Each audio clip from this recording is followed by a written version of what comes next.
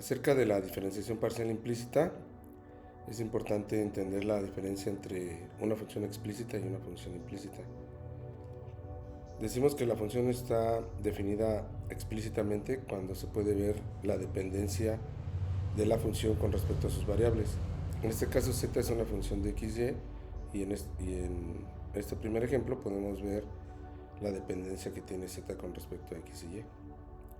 En el segundo caso se podría decir que es una función definida en x, y, z porque z forma parte del enunciado. Z, al ser una función de y, también forma parte del enunciado que describe la función.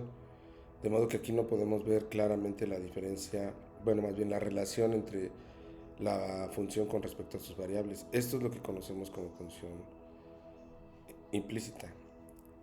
Por ejemplo, si tuviéramos x más y igual a 12 y y es una función de x, al decir x más y igual a 12, estamos definiendo la función de manera implícita.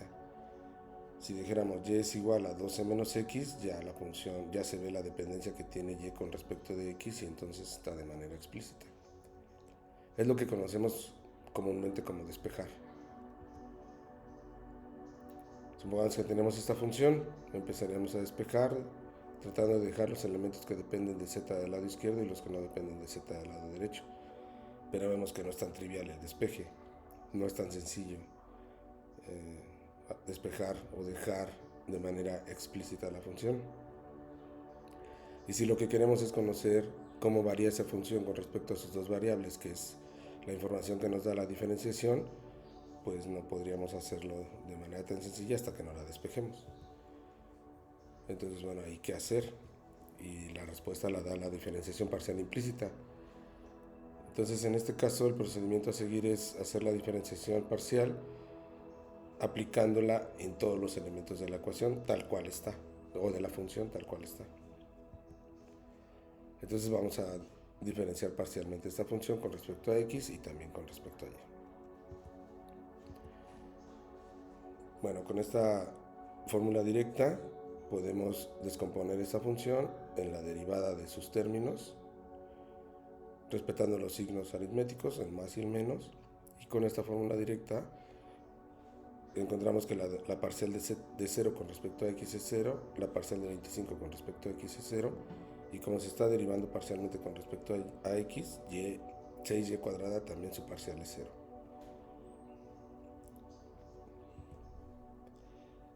Y también nos apoyamos en esta otra fórmula directa.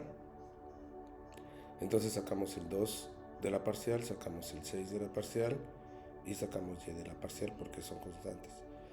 ¿Por qué no sacamos z cúbica, z cuadrada y z? Porque hay que recordar que no hay una visibilidad de la dependencia de z con respecto a sus variables. Entonces vamos a usar z como una función y como una función la vamos a derivar. Es por eso que aquí queda la parcial de u con respecto de x y nos queda la parcial de xz cuadrada, siguiendo esas fórmulas directas. Siguiendo la derivada del producto, entonces tenemos x por la parcial de z cuadrada más z cuadrada por la parcial de x por la parcial de z más z por la parcial de x. Tenemos estas dos tablas directas que también nos ayudan a encontrar las derivadas.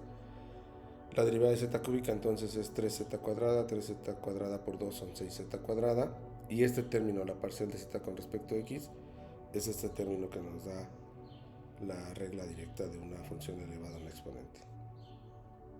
Lo mismo para z cuadrada, tenemos 2z por la parcial de z con respecto de x. La parcial de x con respecto de x es 1 en ambos casos. Acá nos queda z cuadrada y aquí nos queda solo z. Bueno, ya desarrollamos los productos. 6 por 2, 12, x por z, 12xz, 6 por z cuadrada, 6z cuadrada, menos yx es igual a menos xy por la parcial de z con respecto de x y menos yz. Entonces esta la podemos dar un tratamiento algebraico como si fuera una ecuación cuadrática, por ejemplo, porque z está al cuadrado. Entonces este término puede ser w, a, b, c, cualquier valor cualquier variable que le queramos dar o una literal que le queramos dar, y lo podemos tratar como una ecuación algebraica, donde vamos a tratar de despejar la parcial de z con respecto de x. Entonces se pasan los elementos que no dependen de la parcial del lado derecho y se quedan los términos que dependen de la parcial del lado izquierdo. Entonces ahora utilizamos otro concepto algebraico que es el factor común. Vemos que el término o el factor parcial de z con respecto de x es común a estos tres términos, de manera que podemos factorizar por factor común. Y nos queda de esta manera. Como es un factor y está multiplicando la parcial de z, lo podemos pasar dividiendo. Entonces ya nos da como resultado que la parcial de z con respecto a x es menos 6z cuadrada más yz entre 6z cuadrada más 2xz menos xy. Y ya derivamos parcialmente z sin conocer su dependencia directa, o sea, diferenciación implícita. Cuando lo hacemos con respecto a y, pues el proceso es similar. Tenemos la derivada de suma de funciones, son las sumas de sus derivadas, la derivada de una constante. Entonces obtenemos estos dos ceros. En este caso 6y cuadrada no se puede, su parcial no es cero porque es con respecto a y. Utilizamos el mismo u a la n que usamos hace rato, nos queda z3 z cuadrada, 3 por 2, y el 2 que sale por esta tabla directa, ¿no? Y aquí tenemos yz, lo descomponemos igual como la derivada de un producto, es y por la parcial de z más z por la parcial de y. Por y a la n, 6 por la parcial de y cuadrada, la parcial de y cuadrada de 2y por 6 son 12y. Y esta ya la habíamos explicado, ¿no? 3z cuadrada por 2 son 6z cuadrada, la parcial de z con respecto a x. Aquí es 2z por la parcial de z con respecto a x. Y ya tenemos los elementos. Entonces realizamos los productos y obtenemos otra vez una ecuación que le podemos dar un trato algebraico. Entonces nuevamente pasamos los términos que no dependen de la parcial del lado derecho y dejamos los términos que dependen de la parcial del lado izquierdo. Identificamos el factor común, aplicamos factorización por factor común y obtenemos la parcial de z con respecto a y. Entonces aquí ya tenemos las parciales de la función, que está definida de manera implícita, con respecto a cada una de sus variables. Es interesante aquí observar que el denominador es igual en ambos casos. 6z cuadrada más 2xz menos xy, 6z cuadrada más 2xz menos xy. En ambos casos tienen el mismo denominador, que se obtuvo al sacar el factor común por la diferenciación parcial. De modo que el punto esencial en esto es que aun cuando no tengamos con claridad la dependencia de la función con respecto a sus variables, pero si queremos saber cómo varía esa función con respecto a cada una de ellas, se puede hacer utilizando la diferenciación parcial implícita. Aquí ya sabemos cómo responde la función a los cambios de x o cómo responde la función a los cambios de y.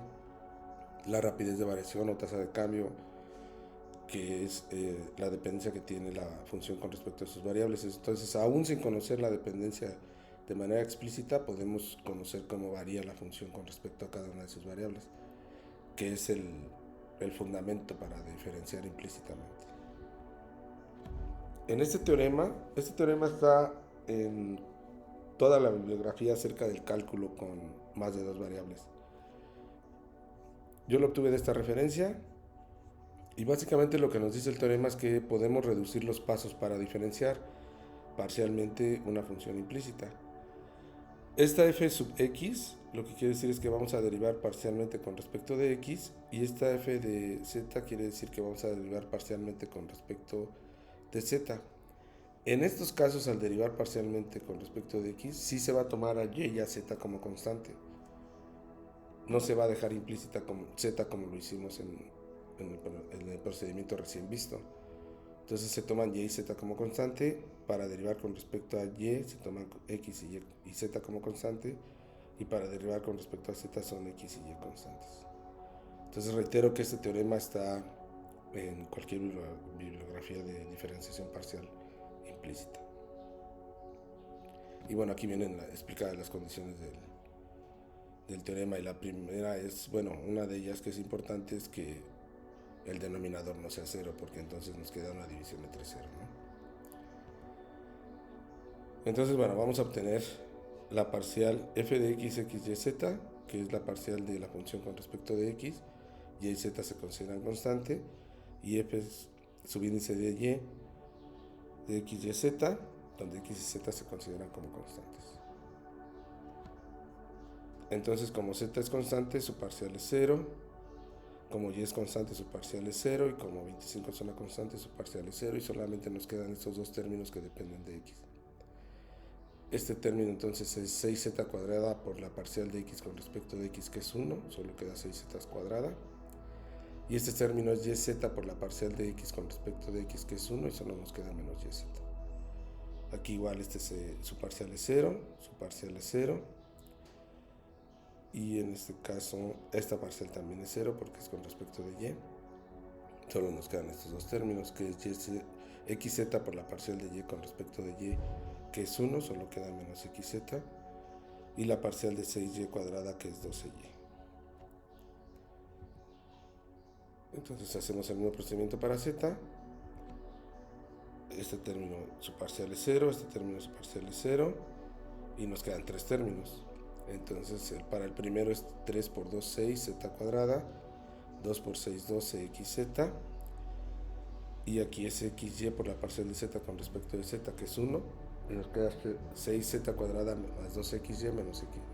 6z cuadrada más 12xz menos xy. 6z cuadrada más 12xz menos xy. Que vemos ese trinomio es el que obtuvimos, 6z cuadrada más 12x menos xy. Es exactamente el mismo. Entonces, esto es la parcial de la función con respecto a z o a ella misma. Entonces, bueno, ya nada más tenemos ya las tres parciales, los tres f de x, f de y f de z. Sustituimos aquí, este menos es del teorema. Entonces vamos a dividir esto entre esto. Si metemos el signo, nos queda menos 6z cuadrada más yz, menos por más menos y menos por menos más, menos por menos más y menos por menos más, de modo que nos queda menos 6z cuadrada más yz y xz más 12y, que vemos que es lo mismo que ya habíamos obtenido, menos 6z cuadrada más yz, xz más 12y.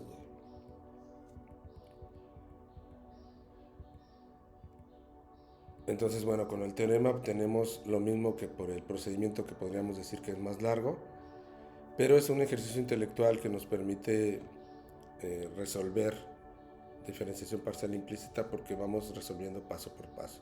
Una vez que ya se adquiere la habilidad para hacerlo o el hábito de hacerlo, pues ya se puede utilizar el teorema. El teorema pues está basado en leyes y también en la observación del comportamiento de esta diferenciación parcial implícita.